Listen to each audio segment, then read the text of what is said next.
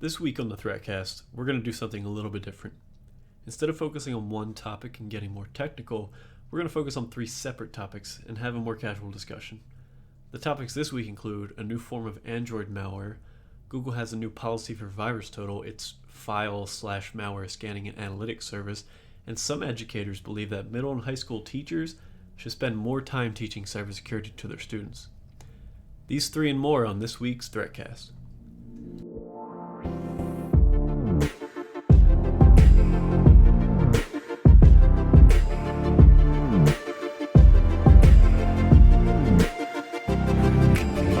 Hello, Adam.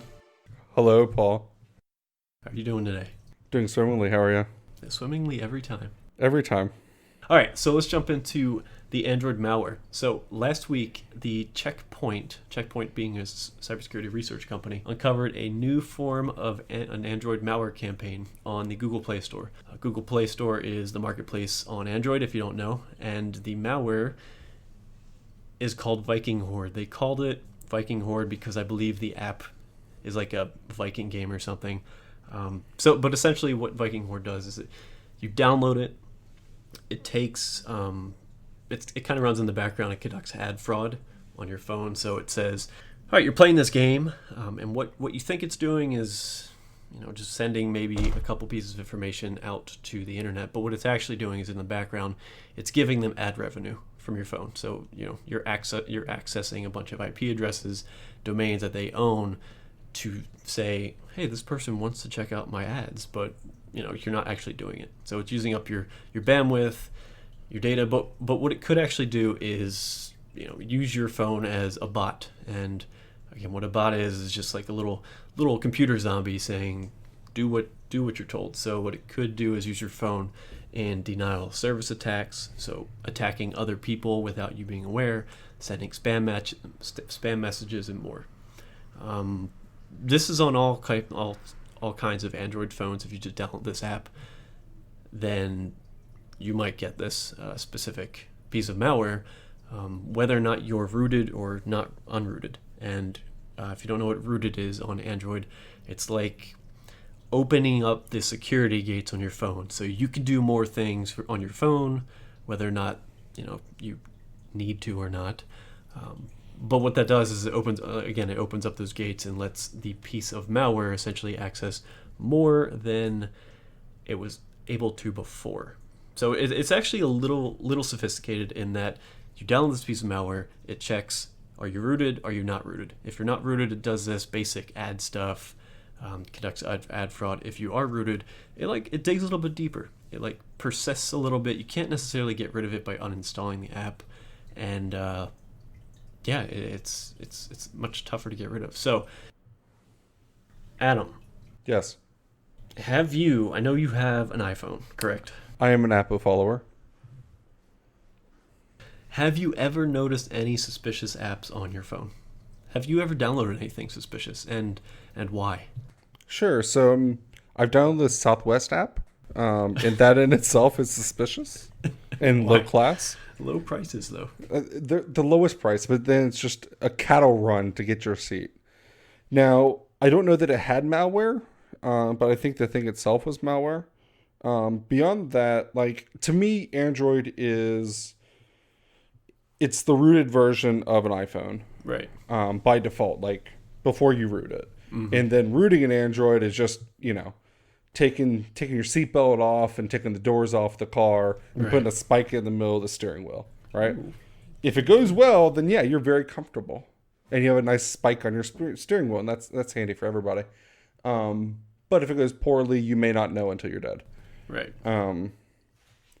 So the interesting thing with this is Android Play is notorious for not having, you can upload anything and it posts in 30 minutes. There's no safety precaution. There's very little approval that's required to post an app. And I question, so this app, this malware, goes to other sites and sends data. Yes. I want to know where the line is between a normal app, which sends data back to the company that designed the app, when is that malicious, right? So like, yeah, this is definitely bad because it's going and it's essentially hurting third parties, right? It's hurting the ad revenue people because they're garnering the revenue for non-intended purposes. And so like the ad revenue people, the people who are publishing the ads, don't get any actionable results that they would normally pay for. They're just getting spammed essentially, right? So someone else is using your computer or your phone rather to spam these ad servers. So the real victim is the ad servers. Your phone, like, it might incur some data charges, so that could be an issue. Do you really care about the ad servers though, Adam? No, I don't. But I would care if it put me over my data limit because it was constantly sending data, right? Well, let's think of it like this. So the main purpose was to conduct ad fraud, right? But it, because of how it works, right? So it sends its specific packets, data, whatever, to the noted IP address. Yep. That could be a legitimate IP address. And if you have enough people downloading the app, and if it pings that IP address enough, again, it could be a denial of service. So this could be a legitimate issue, right? It could take down, your threatfix.com, right? Yeah, if but enough people hit it. It would take Clash of Clans level number, like sheer volume of phones to take down any hardened website. I mean, like random sales website would be able to handle millions of hits at one time. I think there's a lot of, the sky's falling happening when it comes to malware because people don't understand that they hear malware, that's scary. Right. The only victim I see here immediately with, my extremely informed opinion, is the only victim is the ads servers. Okay. Beyond that, yeah, it's uncomfortable that someone else has control of your phone, but how's that any different than people who do push notifications? Well, yeah, no, I agree with you. It's just, this malware piece aside, right? It's just, you bring up a good point about Android submission for, for application publishing. It's still not good enough. It's still too widely available. And even if you're not rooted, right, you can still sideload apps on your Android. So you don't even have to be on the marketplace. Right. But that's super extreme, right? You're kind of you need to know what you're downloading if you're doing that anyway. But Viking Horde was released on the 15th of April on the Google Play Store and has over 100,000 downloads. So it's in some markets, I think it's even like the top free app on the Google Play Store. So it's... Yeah, but we need to be able to differentiate between malware and software that has unintended side effects. Yeah. Because malware to me is hurting the user, or explicitly malicious. And this is a happy byproduct of you playing my free game is we're getting revenue from you by using your device. And to me, that's not malware. I'm sure there are other capabilities of this malware that I just did not read into. Well, the malware as you describe it seems not ideal. Right. But, I mean, if the game's real fun, then... You know what, Adam, it's a mobile game. So it's a 5 out of 10 fun. Not fun. Yeah. All right, let's jump on. Let's jump on. Jump on. So, Google owns VirusTotal. And if you don't know what VirusTotal is, it's a website where you could submit files that you think are bad, and then essentially it checks it against 20 plus, 30 plus of antivirus software and says, hey, it's bad, or hey, it's good, based on their signatures, and it gives you some more details about it. So it's reputation scoring for Yes. a unique identifier for the malware. Correct. So first, cybersecurity experts or anyone that is unsure of what their specific file is, they can get a really quick indication of whether or not something like that file has been seen before, Yep. or if not, you can get a few pieces of information about it, a few pieces of like metadata information. So it's a pretty big deal in cybersecurity. Google last week released a new policy for VirusTotal. And essentially what it says is, if you are a company using VirusTotal to check on files to see if they're bad, you need to also be submitting files to their server. So it's kind of a give and a get, right? So you can't be too greedy. And the reason for this is because they're seeing a lot of new cybersecurity startups using VirusTotal as essentially their service. So they're saying, oh, we'll come in, we'll scan your systems with our super duper antivirus, but they don't call it antivirus. They call it like their sophisticated hunting application. And sure. Yeah. So they offer the service, and then they don't actually give anything to Google. So they don't create a better database for everyone else. So to be clear on this, yes, in order to do mass scans and mass searches, you have to have a subscription, right? Yep. Otherwise, you're limited to like 1,000 an hour or something like that. It's like one every 5 seconds, so it's kind of useless. Yeah.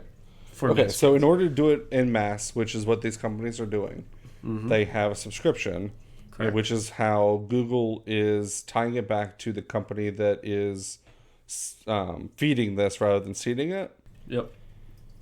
And they're adding a caveat that says you have to submit X number for every Y number of retrievals. Yep. Okay. So that's going to be easy, right? So you just do replay and say every 10th that I pull back, replay it back, like download it, and then send it back to VirusTotal, and we fix the problem. Right? So the issue there, Adam, is what if you don't want some things to go up to VirusTotal?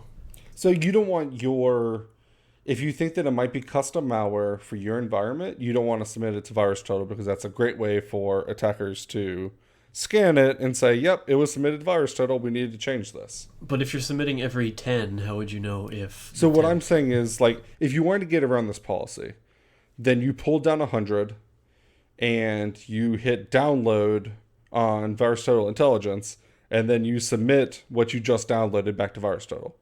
Okay, you just solved it. Well, so that's a way around of it, right? And I'm sure that's not how they intended this thing to work. Right. Or you have like an automatic file generator that does, 128 characters in a text file, and you automatically submit the text file. Right? So, like, there's always going to be ways around this. I think this is a policy thing that they're trying to say, hey, we need more contributors. Yeah. Which makes sense.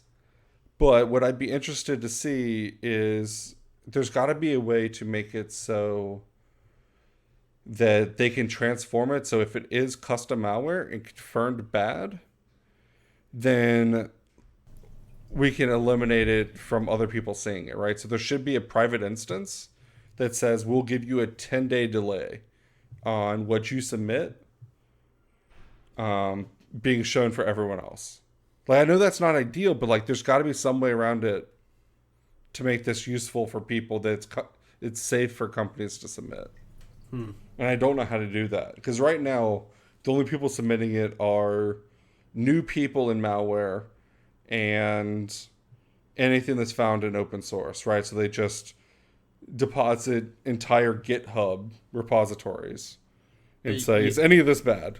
Yeah, I honestly think that the people actually submitting the really bad custom malware are just people that are ignorant to what they're actually submitting. Right. They might just be a random security analyst on a shift, finds something weird and says, oh, let's throw this in VirusTotal, when really they best practices, they shouldn't have done that, right? Because then they're alerted, right, like you said. But that's kind of what VirusTotal needs, right? It needs all of those custom pieces of malware to do. I assume they want to build this actual capability further, so they need these custom pieces of malware to do the relations. They need to figure out the linkages there. Yeah, I mean, that being said, or you start a stance that says Acme Company even if they receive custom malware, they submit all incoming files to VirusTotal before they actually hit the destination. And you set that as a policy and say everything that comes in is sent to VirusTotal, and you just spam the shit out of VirusTotal and say everything we have is coming to you, and maybe we have a 2% hit rate, but that's better than waiting for our antivirus to find it. And then whoever is trying to attack Acme Company says every piece of our malware is submitted within 5 seconds, then sure, keep adapting. We're not going to be your easiest target, and ultimately that's the goal of cybersecurity: is don't be the slowest zebra, right? Right. So either you need to get hard and let everyone know that you're hard, so to speak, so that you're not the softest target, or you have to just suck it up and say, we're going to submit stuff that we think may be bad and force Google to limit us. Whatever happens, I can't lose you, VirusTotal. Yeah, you're invaluable. Yeah, it just part of it bothers me just because the people that they are complaining about are people that are paying them for a service, and Right. you know, putting in these strict, you should be able to do what you want with the data you're given, and just restricting companies from being able to just purchase, maybe make them pay more money. I don't Yeah, know. but like with all websites of this ilk, right? It's all crowdsourced. It's if we are a consortium and we all fight together, we all get better. And now it's just, John Cybersecurity is submitting it, but you're never going to get it from organizations that might actually get targeted.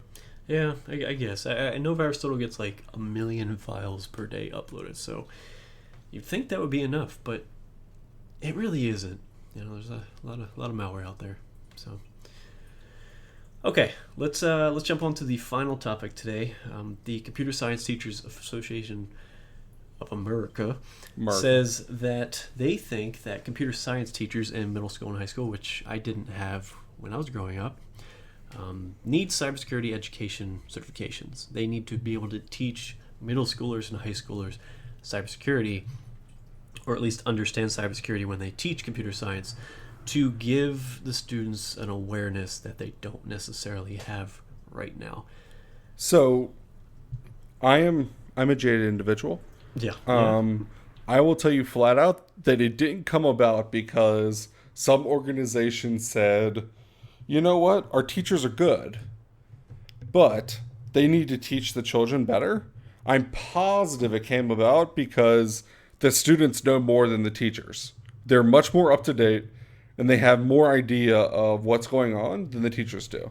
I mean, it's so I took a typing class in like 4th grade, and I took a typing class in 10th grade because it was that or gym, and I'm certainly not wearing gym clothes or running around.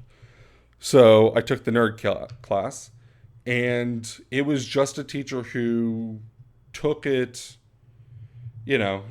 she took 3 classes in typing and was 3 days ahead of the kids in the textbook. Okay. Right?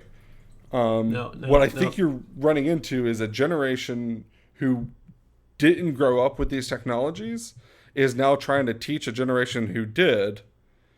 And the generation who did is like, I don't need to know how to type. I don't need to know how to do word processing or tweet or any of this because that is innate with my generation.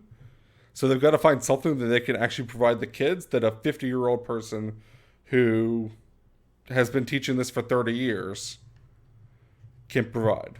Adam, let me throw a curveball in here. I watched a reaction video today. Okay. Don't hate me. It was late teens, early 20 individuals. It could have been cherry picked. I don't know. Probably like 10 people, and they were introduced to the internet from the late 90s. Yep. And one of them knew what a modem was.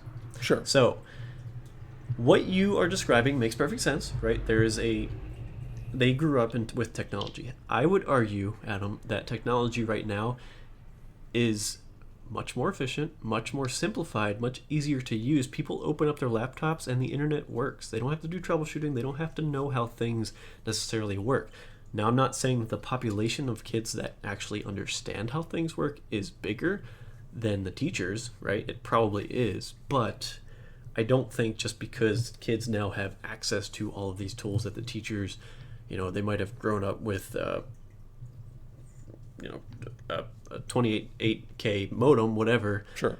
I'm not saying that they will not know anything, right? But right. So the terrifying thing for me is I am closer to the teacher's age at this point than I am the students. Stop it.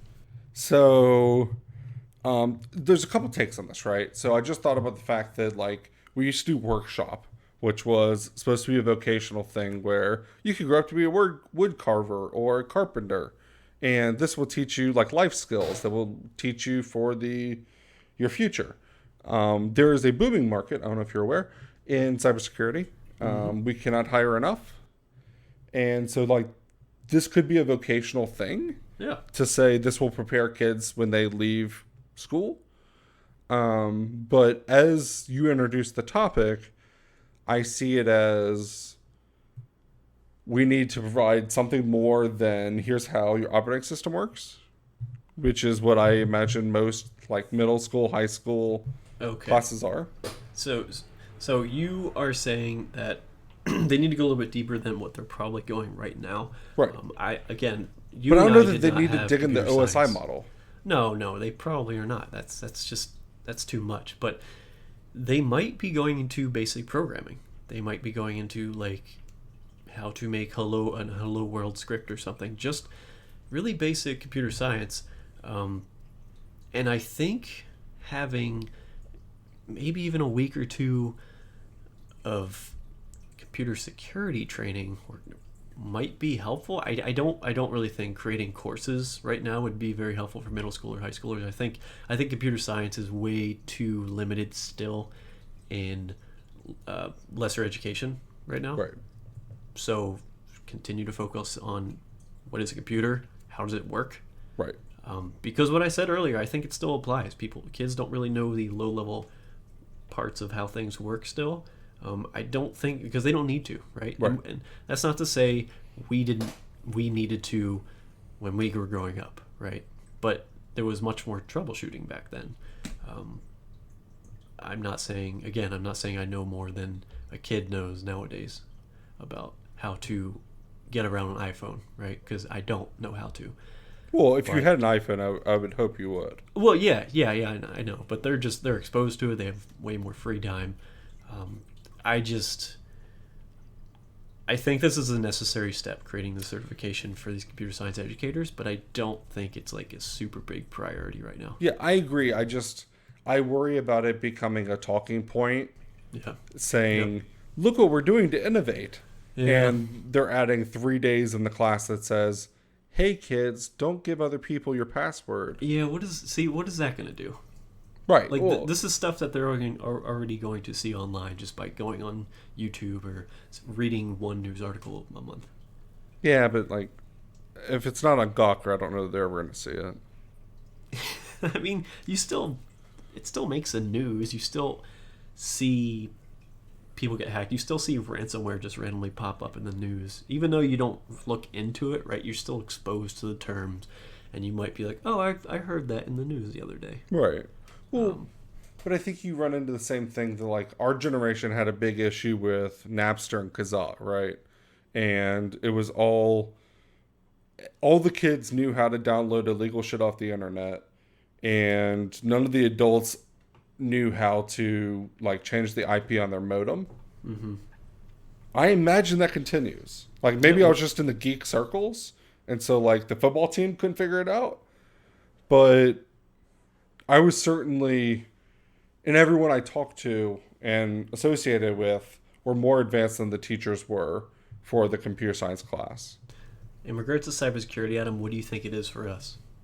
What do you think it's going to be? What do you mean? What do you think a kid in 5 years is going to know more about in regards to cybersecurity than you do? I would argue that the kid would probably be better than myself at programming. Sure. At least lower level system instruction, just because they do have more access, more materials, more exposure as a kid. But in regards to cybersecurity, I'm interested to know what you think. Well, so in operating a computer or a digital device, I know little to nothing about social media. Like, Okay. I understand the concept of Twitter and Instagram, but I don't understand the purpose. And so kids who grew up on that, which is the generation we're looking at, would obviously be better than me at that. I think that you will run into... There's going to be workarounds that they know with their devices that I wouldn't know. So I know nothing Android the same way you know nothing iPhone, right? Like, we could figure it out because an OS is an OS. So are you saying information sharing is probably going to be a much bigger, I guess, not issue, but a bigger part of the cybersecurity industry in 5-10 years, just because how much more social teens are right now? And I think you also think of their perspective of what is private, right? So, like, I have a very clear definition of what I want to keep private, and that is degrading, in my opinion, but certainly changing as generations continue. And then I think you also have a different idea with newer generations, or younger generations, as the case may be, because they're not, in fact, newer models of the same people. I've been told they have their own personalities. I just haven't seen one yet. And buy the newest model. You can, but you have to leave the country to buy people. So beyond that, I think you run into, they're going to have ways around controls because they've always faced the same controls, right? So, like, if you look at pop-ups, for when I started using a computer, pop-ups were a big problem. Like, I struggle bust my way through all the pop-ups for, all the sites that I may or may not should have been looking at. And now we have ad blocker. And so they're used to having something do something for you that says, well, ad blocker's smart enough to know what pop-ups I want and what pop-ups I don't. So I think that they'd be better at finding uses. Like, we accept the fact that, some things are going to be inconvenient. I don't know that the next generation is willing to accept that. And so they would be more creative in trying to find software to fix their problems rather than, us, where we go to Stack Overflow and say, well, someone must have solved this. The only way to get to the future you want, Adam, is by teaching the kids exactly what you think. Or we could just scrap this generation and move on to the next one. Okay, you know what? Let's table that one. Sure. So, what does anyone else think about? Have you guys gotten any Android malware? I haven't. Should we scrap this generation? Yes. Yeah. Actually, let's make that the main part. Do you? Yes or no? Just mulligan this one. Does anyone use VirusTotal? Yep. If you do, thoughts on the policy and teaching cybersecurity. I'm okay with that. We'll see where that ends up. I just hope it doesn't get thrown in the backside because it's a little niche right now, even though it is growing. Thank you, Adam. Thank you, Paul. And thank you, listener, for listening. Until next time, goodbye, everyone. Bye-bye.